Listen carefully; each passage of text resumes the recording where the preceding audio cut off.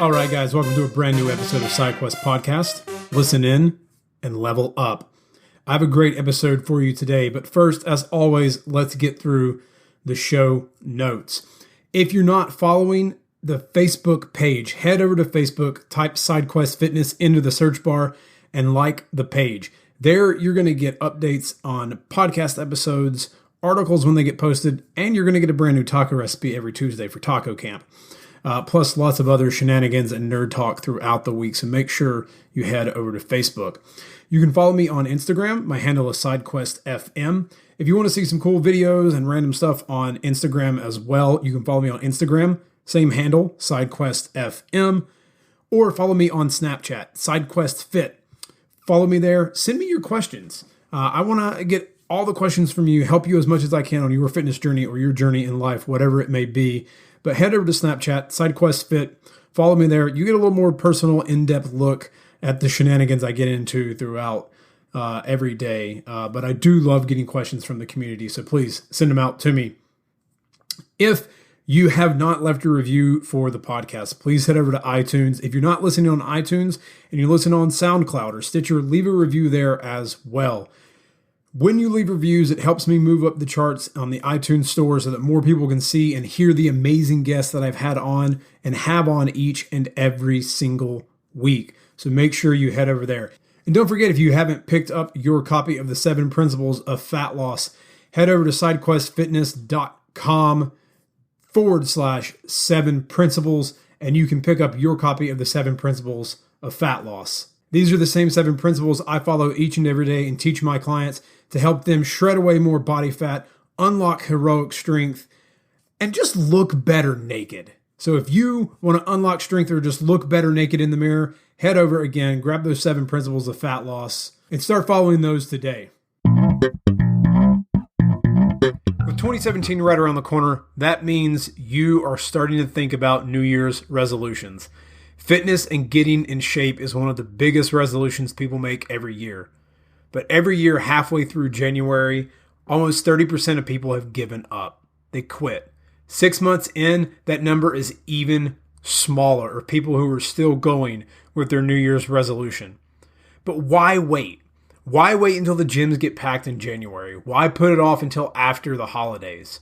Start today. I still have a few spots open in my online coaching program. So if you're interested in losing fat, building strength, or gaining muscle this winter, head over to sidequestfitness.com/coach and apply today. My program is custom designed for your specific goals. I'll tell you exactly what you need to do or not to do to help you finally achieve your goal of gaining strength, losing fat, or building muscle. You have constant accountability. I know what it's like to do this by yourself. It's dangerous to go alone. And most of the time, that's what you try to do in the new year. You try and do this alone. You hire a trainer at the local gym, but they only keep you accountable when you see them. And the real battle is out in the real world, not in the gym. The real world is where you spend the majority of the time. And with an online coach, you have access to me 24/7 to answer your questions and help you succeed in your goals. You can consider me your Gandalf guiding you on your quest. You also get access to an app that I use online that you can use on your phone. So your program is right there no matter what, with videos to guide you through the exercises if you have any questions on anything. So if you want to stop feeling weak, unconfident, or depressed about how you look naked, then head over to sidequestfitness.com/coach and apply today. And let's start kicking some ass together. Let's get your goals on track for the new year. And let's not wait until 2017 to get started. Let's start today. Let's start kicking some ass, shredding some fat, putting on muscle, or leveling up your strength today. So head over to sidequestfitness.com/coach and apply. All right, guys, I don't know where it went. Time. 2016 flew by. I don't get it. I have no clue what happened, but it just seems like 2016 just flew out the window. It was a good year. It was also a bad year in the fact that we lost some amazing artists. Prince, David Bowie, the mom from the Brady's just died. Man, it's been a rough year. It's been a rough year in that instance. But it is the first Thursday of December. Holy crap, it's the last month of the year. Christmas is around the corner. We're through Thanksgiving. and almost into the new year. That means today we're answering community questions that come in from you, the listeners and readers of the website. So if you have a question you want me to answer in the new year on January 1st, send me your questions at sidequestfitness@gmail.com and let me know what you want me to answer, and I will get those on next month's episode. This month, we're going to talk about cheat days because we probably all feasted on Thanksgiving. We're going to feast on Christmas Day, and let's be honest, New Year's as well. You're probably going to feast a little bit, a little drinking, a little celebrating that 2017 is around the corner. So it's going to happen. But it's also the time of year that we all usually get sick. Coughs, colds, flus, everything sort of comes into one. And I'm going to talk about as well how to exercise when you are sick or if you should. So let's get into the episode. Let's talk about cheat days. A lot of information on that. And we'll talk about exercising when you're sick. Step up and you gotta get it fitness. Host Rob at the moment and the quest is you gotta check it and wreck it. You're breaking personal records and with the help of the guests you won't be guessing on the lessons. That's a +5 fierce. Got a low-key bamf right here. You wanna meet them, there's no better way to greet them than to strike a boss pose. Take a look into the mirror. It's the holiday season, and that usually means you're going to eat a lot. A lot. Turkey, sweet potato pie, sweet potato casserole, broccoli casserole. You're going to have a Christmas ham. You might have mac and cheese.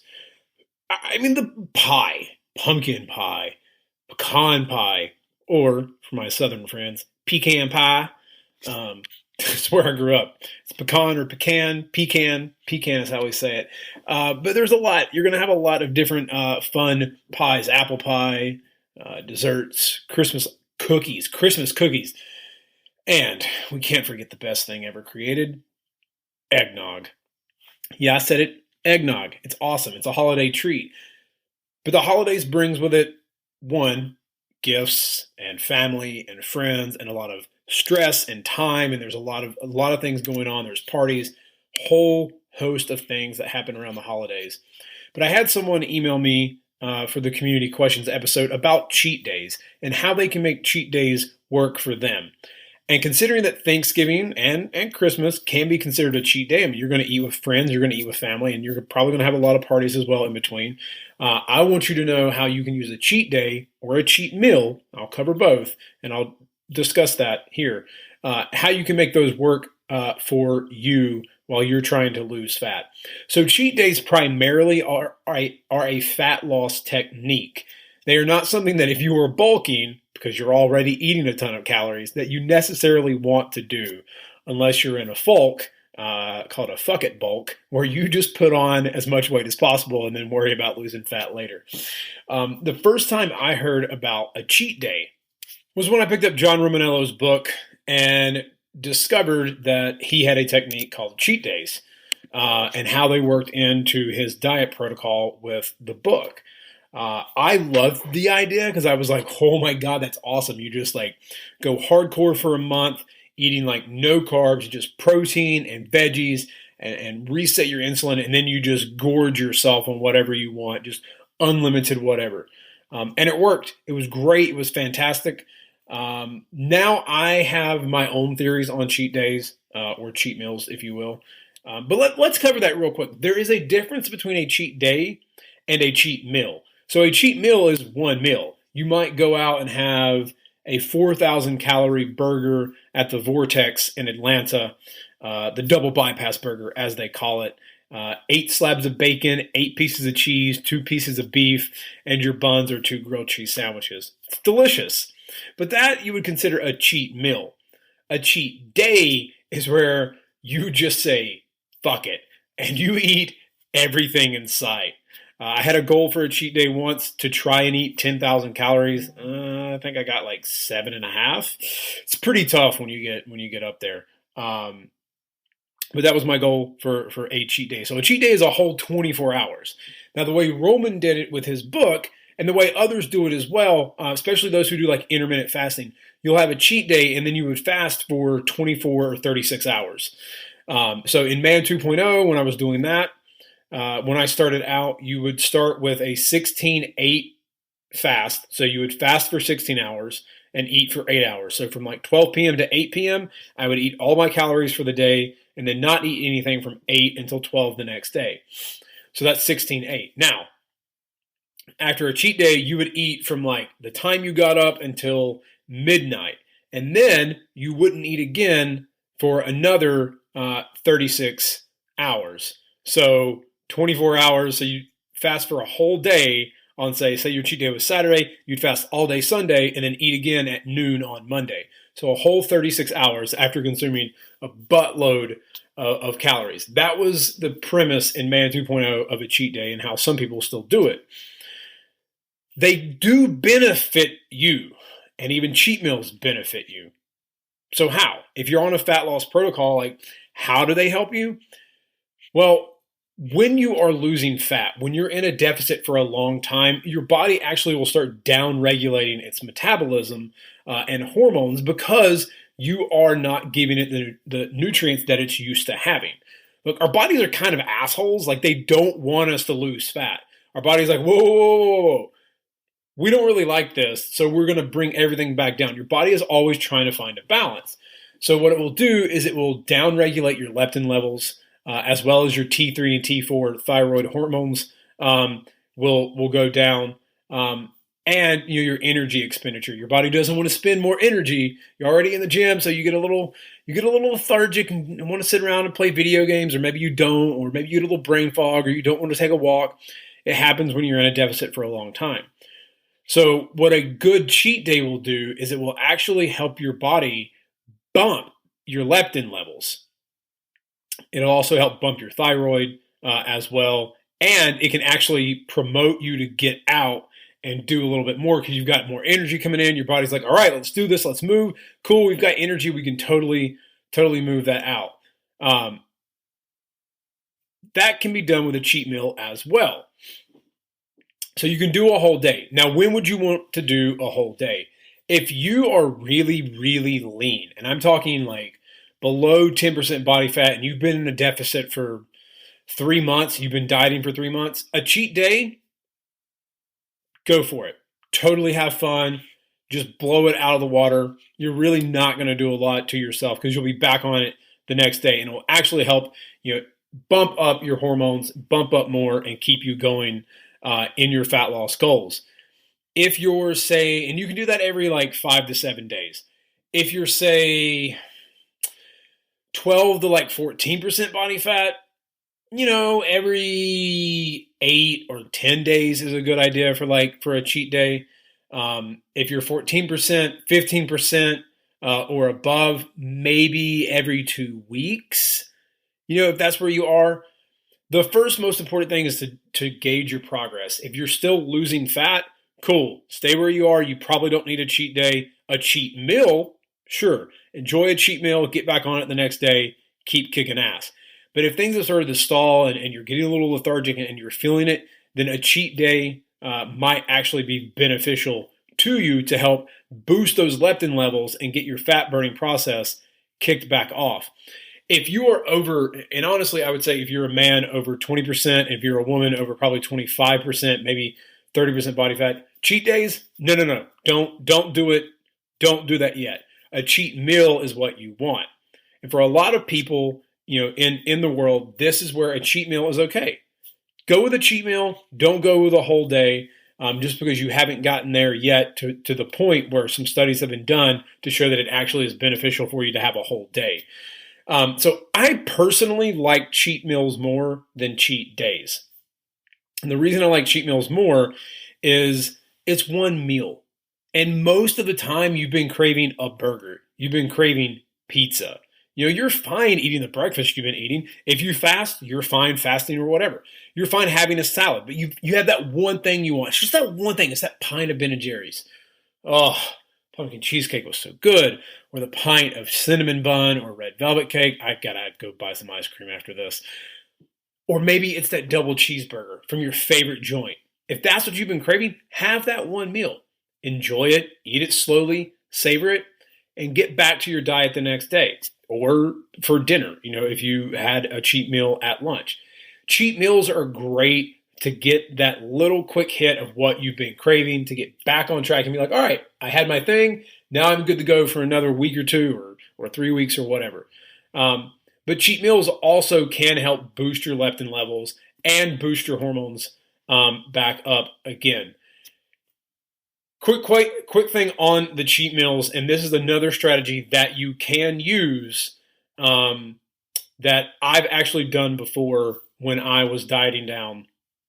It's a cheat meal, but it's not a whole day that you would use. And instead of saying like a burger to help boost the leptin levels even more and replenish some muscle glycogen, what you could do is a carb refeed. I like refeeds for one, because I really love Ben & Jerry's Cherry Garcia froyo a lot more than I like Ben & Jerry's regular Cherry Garcia. I know, blasphemy. Some of you are like, fuck you, I'm done with this podcast. I'm never listening to you again. How dare you speak ill and say that froyo is better. I like it. I like it. But it's low fat, high carbs, and it's got a decent amount of protein in it. So what a refeed day is basically just a huge day of eating nothing but carbs. Keeping your fats low that day. So why would you want to do that? Why would you want to do that? Well, one, as you diet down, as your muscles have been depleted of glycogen, your carbs are probably already low during your diet, and you're just getting the basic energy to get you through the workouts, to get you through the day. Remember, I think I've covered this before, your brain uses about 20% of the glycogen or glucose that you take in a day to fuel itself. So it's kind of an energy hog. So a good boost of carbs can kind of get rid of that brain fog if you have it, and re-put that glycogen back into your muscles. But the key to doing a refeed, the reason you want to keep fats low, is when you intake a lot of calories that you're not used to taking, it's far easier for your body to take fat and store it as body fat because it's already molecularly what it needs to be, as opposed to carbs. So your body has to go through a process to turn carbs into fat, and that process is called de novo lipogenesis. DNL. I might cover this in a post later, or I can do a whole episode on it. You guys just email me, psyquestfitness@gmail.com, and I can cover more later. But what studies have shown about de novo lipogenesis is that if you took in 700 carbs in one day, you would not store any of that as fat. You would absolutely have to keep those carbs sky high at, say, 700 to 900 for several days for DNL to contribute to significant fat gain. But when you keep your fats low, your body is able to use those carbs, to replenish the muscle, give you more energy, give the brain a little bit of a boost. So that's why you want to keep fats lower that day so that your body doesn't store any excess fat. And on a day where you're doing a refeed, don't even really worry about protein. Carbs are protein sparing, so your body won't go after any muscle or break any muscle down. And most of the time with what you're eating, like you eat some rice and beans or you have a pint of froyo, you're going to get some protein in. So don't really worry about protein on a refeed day. It's all about those carbs. But to be safe, something that you should do is only go about 150% above your normal calories for that day if you're doing something like a refeed. Again, I like refeeds more because I do enjoy carbs when I'm dieting down. But again, a cheat meal heavy in carbs will do that as well. And cheat day will help boost some of that too.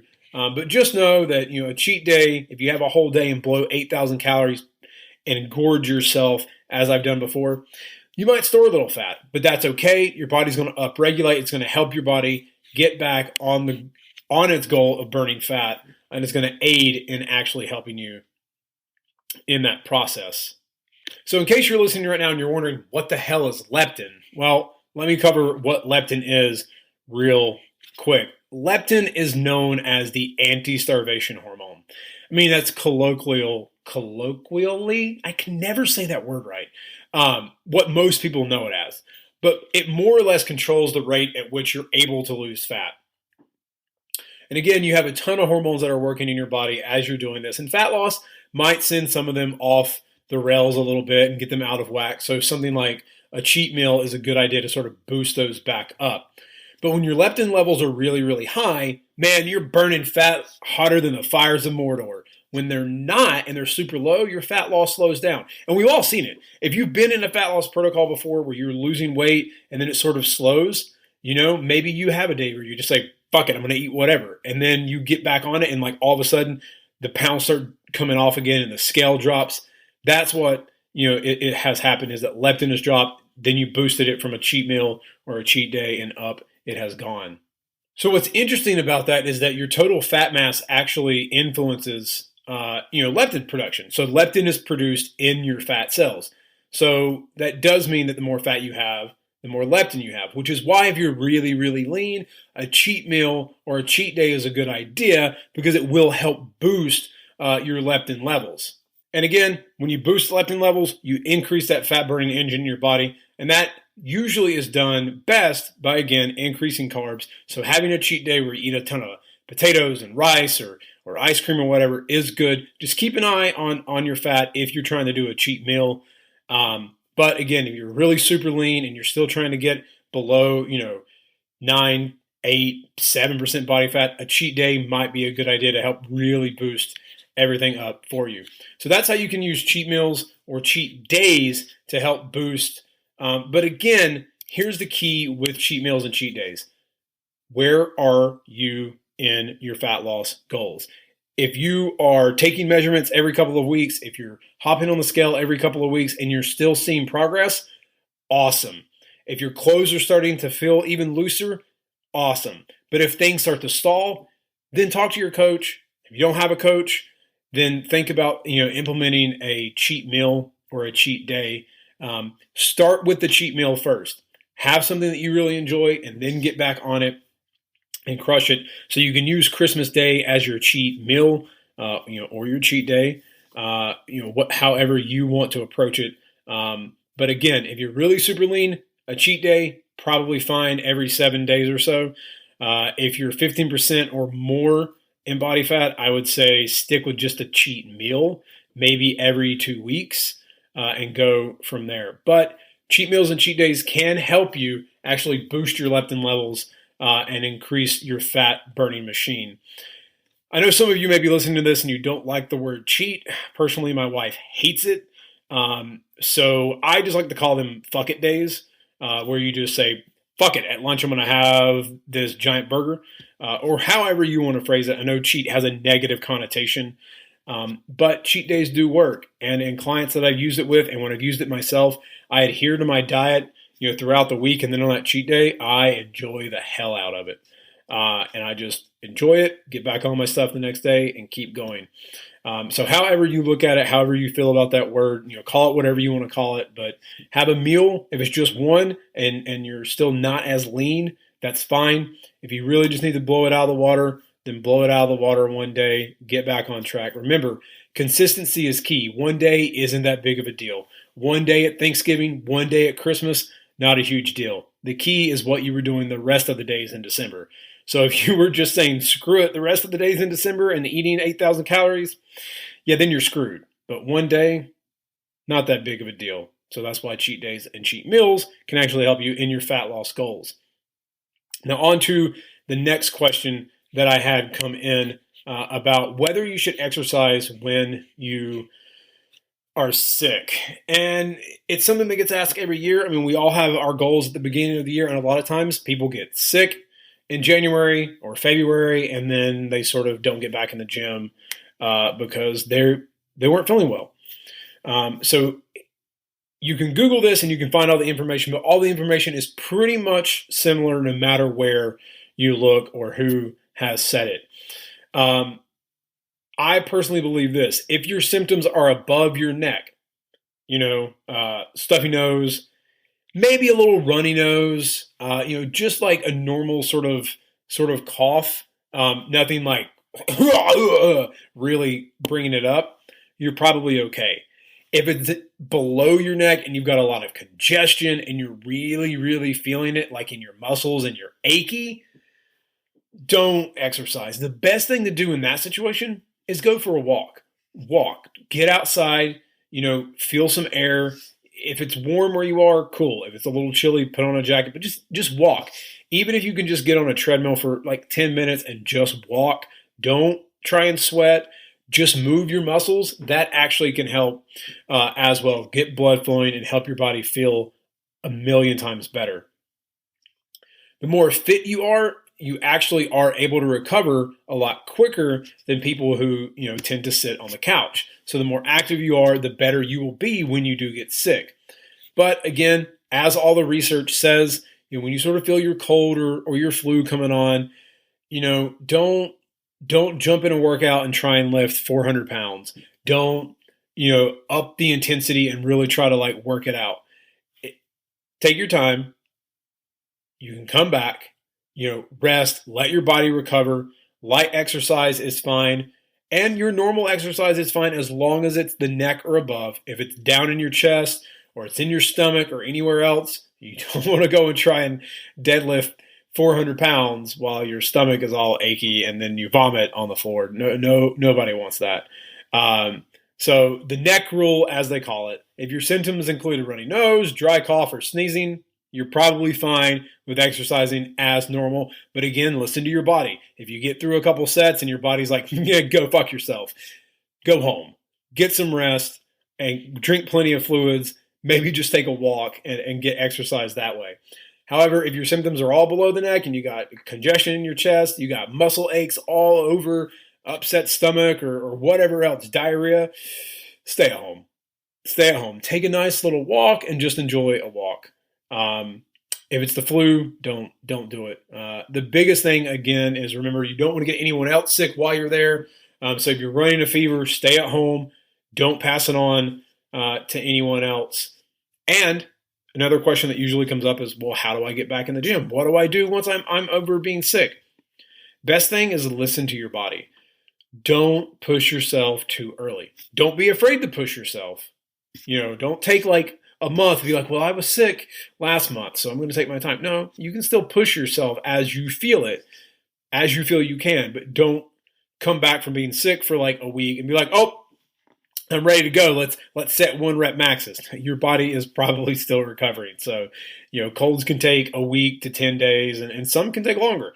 I had mono and it took me almost a year to recondition myself because I had it pretty bad, pretty awful. So take 3 or 4 days. Don't go to the max. Take it slow, take it easy, get yourself back in it. Use some light weights and just get a nice little sweat with some maybe light metabolic things. Lift at 50 or 60% of your 1 rep max. Just get some reps in, just get the feeling, and that's how you can sort of recover and come back from when you are sick. Guys, that is the end of this episode. That is the community questions for December. I have a whole lot more I'm sure you guys will send me in the first of the year. So please send me your questions now for January. SideQuestFitness@gmail.com. Hit me up on Twitter, SideQuestFM, or hit me up on Facebook, SideQuest Fitness. Put that up in the search bar. Send me a message there, or just post on the wall and tell me your question, and I'll make sure to answer that in the next community questions episode of January. You guys will have a few more episodes in the rest of the month, but have a great month. Take out 2016 with passion. Crush your goals. And I'll see you guys again next month for community questions in January 2017. Step up and you gotta get it fitness. Host Rob at the moment and the quest is, you gotta check it and wreck it. You're breaking personal records, and with the help of the guests, you won't be guessing on the lessons. That's a +5 fierce. Got a low-key bamf right here. You wanna meet him, there's no better way to greet him than to strike a boss pose. Take a look into the mirror.